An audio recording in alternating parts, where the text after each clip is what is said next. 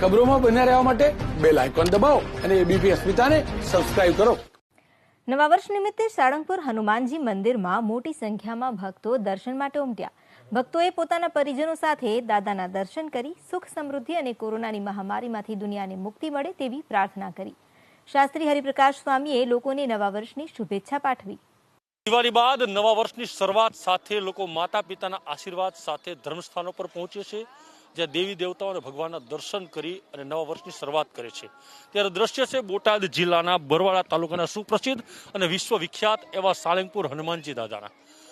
કષ્ટભંજન દેવ કે જે શ્રદ્ધાનું બીજું નામ સાળંગપુર, એવા કષ્ટભંજન દેવ દાદાના મંદિર ખાતે આપ જોઈ શકો છો તે પ્રમાણે દ્રશ્યોની અંદર વહેલી સવારથી જ લોકો નવા વર્ષની શરૂઆત સાથે દાદાના દર્શન કરવા માટે પહોંચે છે અને ક્યાંક ને ક્યાંક પોતાના અને પોતાના પરિવારના સુખાકારી માટે દાદાના આશીર્વાદ મેળવી રહ્યા છે.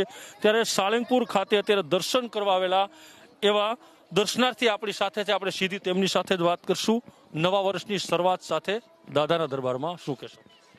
ખાસ તો આજે નવા વર્ષની અંદર દાદાના દર્શન કરી એમના આશીર્વાદ મેળવીએ છીએ. એના કારણે સમગ્ર આખા વર્ષ દરમિયાન દાદા એવી શક્તિ આપે છે, એવો જોમ આપે છે, એવો જુસ્સો આપે છે કે આપણે સારા કામ કરી શકીએ, લોકોનું સારું કરી શકીએ, ભલું કરી શકીએ અને સર્વ સમાજની અંદર આપણે સારું કાર્ય કરી શકીએ. એવા દાદાનો આપણને જુસ્સો, પ્રેમ અને એમના આશીર્વાદ મળે છે. એટલે સૌથી પહેલાં દાદાના દર્શન કરી અને અમે બધા કૃતજ્ઞ થયા છીએ અને દાદાના આશીર્વાદ અમારી ઉપર અને સમગ્ર વિસ્તાર ઉપર રહે એવી આજે દાદાને અમે પ્રાર્થના કરી છે. પરિવાર સાથે સમગ્ર વિસ્તારમાં દાદાના આશીર્વાદ રહે. સવારમાં હનુમાનજી દાદાના દરબારમાં આવ્યા, દાદા સમક્ષ ઉભા રહ્યા, કેવો ભાવ, કેવી લાગણી હતી?